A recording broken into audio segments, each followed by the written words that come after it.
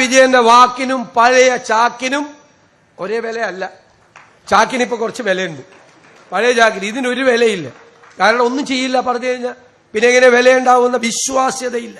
സർക്കാരിന്റെ പ്രഖ്യാപനങ്ങൾക്ക് വിശ്വാസ്യതയില്ല. 2021 പറഞ്ഞു ഞങ്ങൾ അധികാരത്തിൽ വന്നാൽ 1600 രൂപയുടെ പെൻഷൻ ഞങ്ങൾ 2500 രൂപയാക്കി. ഇല്ലേ?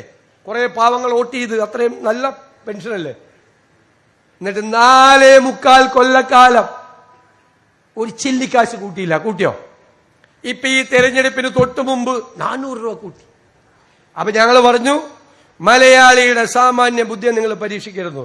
മലയാളി എന്ത് ചെയ്ത് ആ 400 രൂപ മേടിച്ച് പോക്കറ്റിലിട്ട് നേരെ പോളിംഗ് ബൂത്തിൽ പോയി UDF വോട്ട് ചെയ്തു.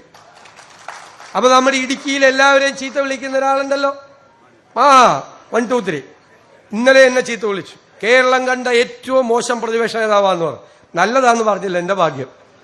അപ്പൊ അദ്ദേഹം തെറി വിളിച്ചു വോട്ടർമാരെ, കൊള്ളരുതാത്തവന്മാര്, ഞങ്ങളുടെ കാശും മേടിച്ച് പുട്ടടിച്ച് UDF വോട്ട് ചെയ്തെന്ന്. അപ്പൊ ഞങ്ങൾ പറഞ്ഞു ആശാനെ, അവര് കൊള്ളരുതാത്തവന്മാരല്ല, നിങ്ങളെക്കാൾ ബുദ്ധിയുള്ളവരാ. നിങ്ങൾ 5 കൊല്ലം പെൻഷൻ കൊടുക്കാന്ന് ഒരു പറ്റിച്ച് 2 മാസം പെൻഷൻ ഇലക്ഷൻ വന്നപ്പോൾ കൊടുത്തു. അവർക്കറിയാം നല്ല പെൻഷൻ അടുത്ത 5 കൊല്ലം കൊടുക്കേണ്ടത് UDF സർക്കാരാണെന്ന് അവർക്കറിയാം. അതുകൊണ്ട് അവർ UDF വോട്ട് ചെയ്ത്.